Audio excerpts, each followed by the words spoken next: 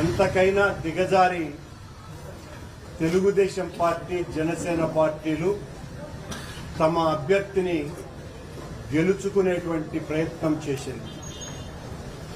ఎంత దుర్మార్గం నడిచిందో గత వారం రోజులుగా ఈ పవిత్ర తిరుపతి నగరంలో మొత్తం ప్రజలందరూ కూడా చూసినారు.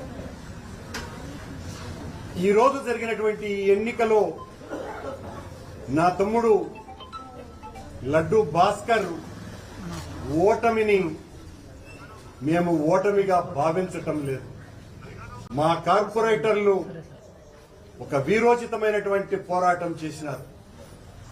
మాకు క్యాడర్ కి అందరికీ కూడా ఒక స్ఫూర్తిదాయకంగా నిలిచినారు. తిరుపతిలో వైఎస్ఆర్ కాంగ్రెస్ పార్టీ ఇన్ని దుర్మార్గాలు దౌర్జన్యాలు చేసినా ఇంత గొప్పగా ప్రతిఘటిస్తుంది అనేటువంటి ఒక సందేశాన్ని ఇచ్చింది. తెలుగుదేశం పార్టీ ఈరోజు గెలిచింది, కానీ గెలిచిన సంతోషం వాళ్లకు లేదు. ఓటమి మాలో స్ఫూర్తిని నింపింది. పోరాటానికి మరింత ఉద్యుక్తులు కండి అనేటువంటి ఒక గొప్ప ఆశయ సాధనకు ఒక జెండాను అందించింది. ఈరోజు వరల్డ్ క్యాన్సర్ డే.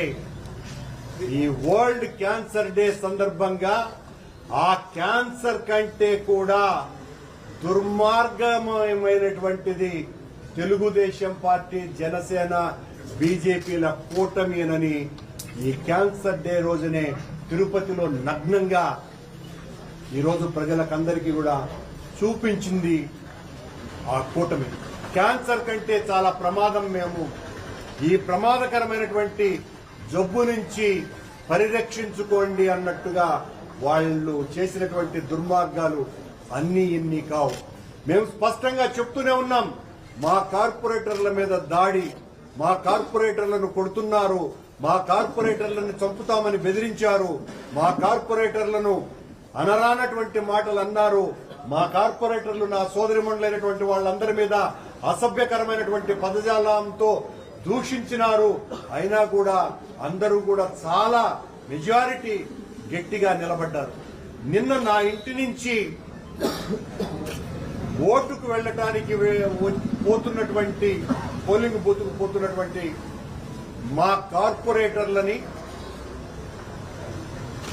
కొడుతూ అసభ్య పదజాలంతో దూషిస్తూ వాళ్ల జీవితాలనే సర్వనాశనం చేసేస్తాము అని మేమందరికీ కూడా ఈ రకంగా మా కార్పొరేటర్లను తీసుకుపోయినామంటే తెలుగుదేశం పార్టీకి సంబంధించినటువంటి నాయకులు పచ్చ మీడియా వాళ్ళ ఇష్టం వచ్చినట్టుగా మాట్లాడారు. వాళ్లే మేమే వెళ్లాము, మమ్మల్ని ఎవరిని కిడ్నాప్ చేయలేదు అని వాళ్లను బెదిరించి వాళ్ల చేత సెల్ఫీ వీడియోలు కూడా తీయించి రిలీజ్ చేశారు.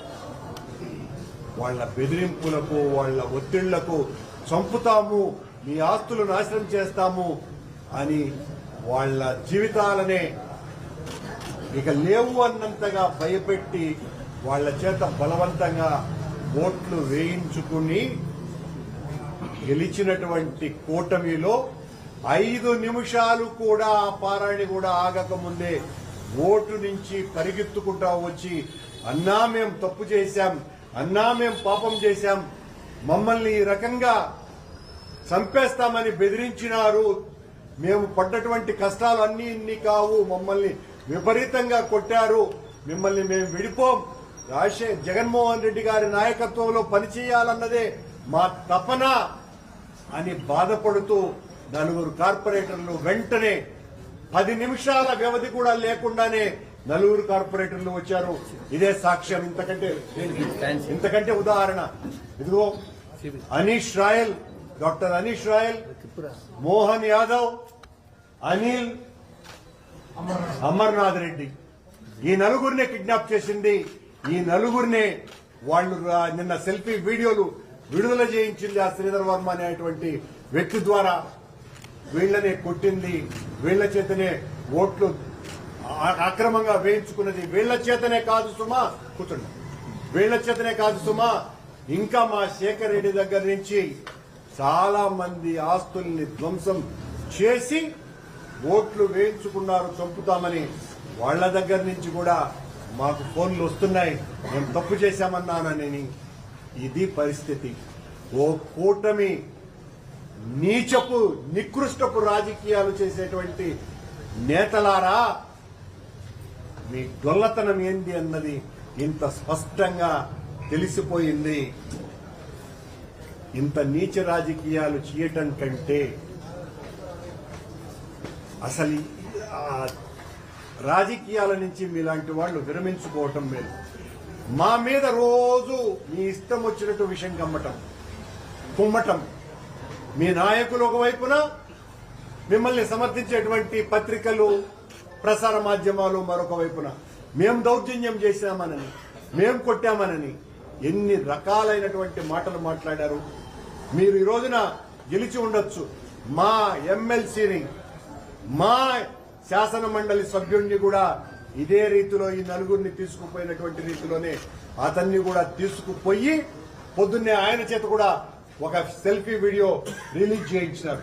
మేము ఆ తర్వాత ఆయన హాస్పిటల్లో ఉన్నారేమోనని మా పార్టీ నాయకులు వెళితే ఆయనకు ఉన్నటువంటి ఒక ప్రాణ స్నేహితుడు, 24 గంటలు సిపాయి సుబ్రహ్మణ్యం గారితోనే ఉండేటువంటి స్నేహితుడు అన్న రాత్రి మా సిపాయి సుబ్రహ్మణ్యాన్ని తీసుకుపోయారు అన్నటువంటిది స్పష్టంగా వీడియోలో రిలీజ్ అయింది.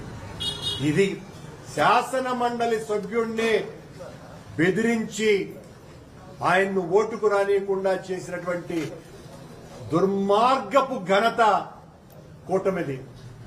మీరు గెలిస్తే మీ ఆనందం లేదు మీకు. ఎందువల్లంటే ఇక నుంచి మరింతగా మేం మీ అక్రమాల మీద పోరాడుతాం, ధ్వజమెత్తుతాం, భయపడం.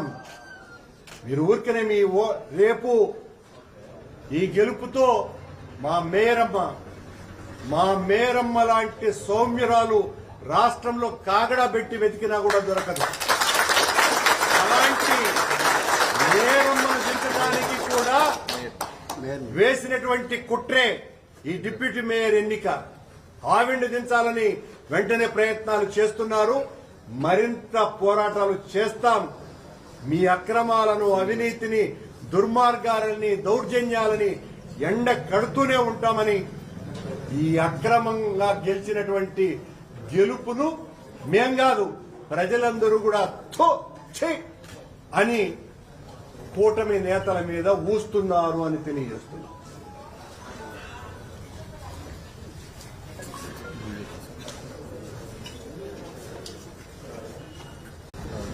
మా కోసము, వైఎస్ఆర్ కాంగ్రెస్ పార్టీ కోసమని ఎన్ని ఒత్తిళ్లకు కూడా లొంగకుండా మిమ్మల్ని భయపెట్టి భయభ్రాంతుల్ని చేసి ప్రలోభాలకు గురి చేసిన ఏమాత్రము లొంగకుండా ఓటు వేసిన నా 21 మంది కార్పొరేటర్లకు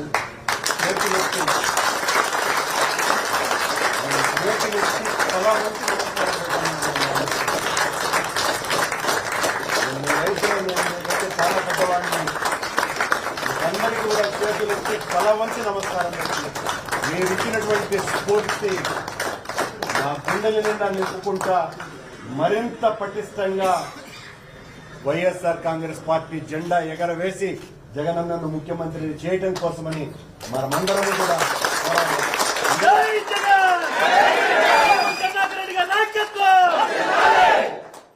మా భాస్కర్ కూడా వ్యాపారాలు ఉన్నాయి. భాస్కర్ అంతు చూస్తామని కూడా బెదిరించినారు. భాస్కర్ అలా లెక్క పెట్టేటువంటి వాడు అస్సలు కాదు. అతను చిన్నప్పటి నుంచి కూడా అతి మొండి మనిషి.